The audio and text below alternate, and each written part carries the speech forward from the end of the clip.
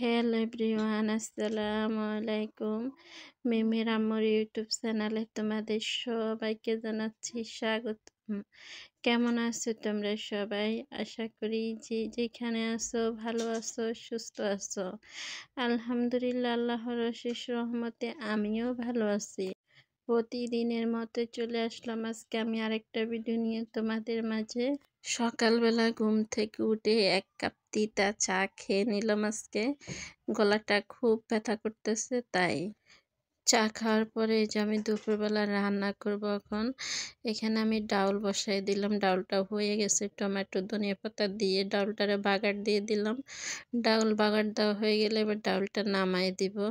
নামানো হয়ে গেলে যে দেখো পাশের চুলাতে আমি এখানে আলু সিদ্ধ দিয়ে দিছি। আজকে আলুর ভর্তা করব।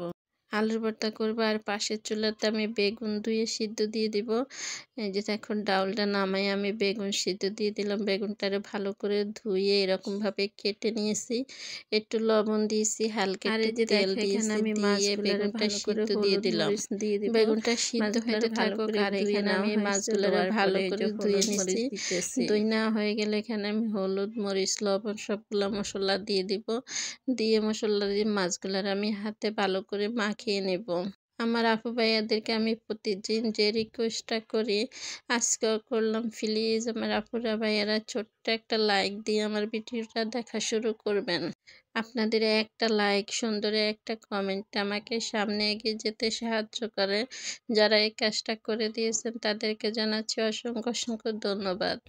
আর যারা আমার চ্যানেলটা এখনও সাবস্ক্রাইব করেনি প্লিজ আমার চ্যানেলটা সাবস্ক্রাইব করে দিবেন। যারা করে দিয়েছেন তাদেরকে জানাচ্ছি অসংখ্য ধন্যবাদ। আর এই যে দেখেন আমার বেগুনগুলো সিদ্ধ হয়ে গেছে। এবার আমি বেগুনগুলারে নামাই নিব। এই বেগুন ভর্তাটা আমার ছেলের খুবই পছন্দ। এভাবে বেগুন ভর্তা বানিয়ে নিলে। আবার আমি একটা তাওয়া বসিয়ে দিলাম। এবার তাওয়ার মধ্যে আমি তেল দিয়ে দিব। বেগুনটা একটু ঠান্ডা হয়ে থাকুক। কিছুটা শুকনা মরিচ ভেজে নিব। শুকনা মরিচ ভাজা হয়ে গেলে এখানে শুকনা মরিচ দিয়ে আজকে ভর্তা বানিয়ে নিব। আজকে ভর্তা কাঁচা মরিচ দিয়ে বানাবো না, শুকনা মরিচ দিয়ে বানাবো। বেগুন ভর্তা তারপরে আলুর ভর্তা শুকনা মরিচ দিয়ে বানাইলে বেশি মজা লাগে। সাথে ধনিয়া পাতা কাঁচা পেঁয়াজ দিয়ে ভর্তাগুলা কিন্তু খুবই ভালো লাগে। এই যে মরিচগুলো হালকা একটু ভেজে নিলাম, ভাজা হয়ে গেলে মরিচগুলো রেখে দিব। এবার আমি মাছগুলা দিয়ে দিব। মাছগুলা ভালো করে ভেজে নিব। মাঝে মধ্যে কিন্তু মাছ মাংস প্রতিদিন খাইতে ভালো লাগে না বা রান্না করতেও ভালো লাগে না। মাঝে মধ্যে যদি এরকম খাবার খাওয়া যায় তাহলে কিন্তু ভালোই লাগে। আজকে ভর্তা দিয়ে ভাত খাওয়া হবে। আর এই যে দেখো আমার মাছগুলা কিন্তু ভাজা হয়ে গেছে এক পাশ। এবার আমি আরেক পাশ উল্টিয়ে দিব মাছগুলা। আর এই যে দেখো একটা প্লেটের মধ্যে আমি প্রথমে শুকনো মরিচগুলা দিয়ে দিলাম, দিয়ে একটু লবণ দিয়ে হাতে মেখে নিব মরিচগুলা। শুকনো মরিচ কিন্তু এইভাবে লবণ দিয়ে মাখাইলে খুবই তাড়াতাড়ি মরিচগুলা গুঁড়া গুঁড়া হয়ে যায়। আর মরিচগুলা ভেঙে নিয়ে ভালো করে আমি ভর্তাগুলা বানিয়ে নিব। প্রথমে আমি আলুর ভর্তাগুলো বানিয়ে নিব। যত বেগুনের সাথে আলু মিক্স করব না, আলাদা আলাদা ভর্তা বানাবো।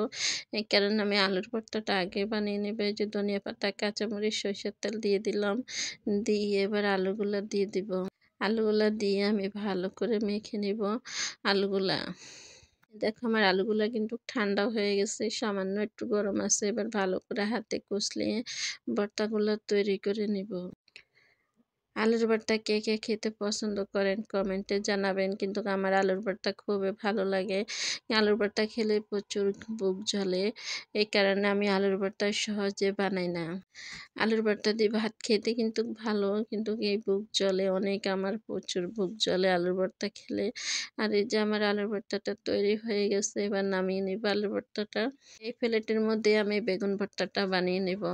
আর এই যে দেখো খুবই সুন্দর হয়েছে আলুর ভর্তাটা। শুকনা মরিচ দিয়ে মাখানে কাঁচা মরিচ দিয়ে মাখাইলে কিন্তু কিরকম হইতো না। এই একই প্লেটে আমি এবার বেগুন ভর্তাগুলো করে নেব। আবারও শুকনা মরিচ দিয়ে লবণ দিয়ে মরিচগুলোরে ভালো করে কষলিয়ে নেব। কষলানো হয়ে গেলে আমি বেগুন ভর্তাটা মাখিয়ে নেব। অনেকে আবার এই বেগুন ভর্তাটা খেতে চায় না অ্যালার্জির কারণে। অনেকের অ্যালার্জির সমস্যা, শীতকালে তো অ্যালার্জির আরও বেশি সমস্যা থাকে। এখানে আমি খুবই কম লবণ দিয়েছি, যত আমি বেগুনের মধ্যে লবণ দিয়ে সিদ্ধ করেছি এই কারণে লবণটা খুবই কম দিলাম। আর এই যে ধনিয়া পাতা দিয়ে ভালো করে এবার বেগুনটারে মাখিয়ে নিলে হয়ে যাবে। এভাবে কিন্তু বেগুন ভর্তা বানাইলে খুবই মজা হয়। এই বেগুনের সাথে চাইলে আপনারা মাছ দিতে পারেন। এই যে আমার সবগুলা রেডি। কেমন হয়েছে সবাই কমেন্টে জানাবেন। সবাই ভালো থাকবেন, সুস্থ থাকবেন। আল্লাহ হাফেজ। আসসালামু আলাইকুম। ভিডিওটা ভালো লাগলে লাইক, কমেন্ট, সাবস্ক্রাইব করতে ভুলবেন না।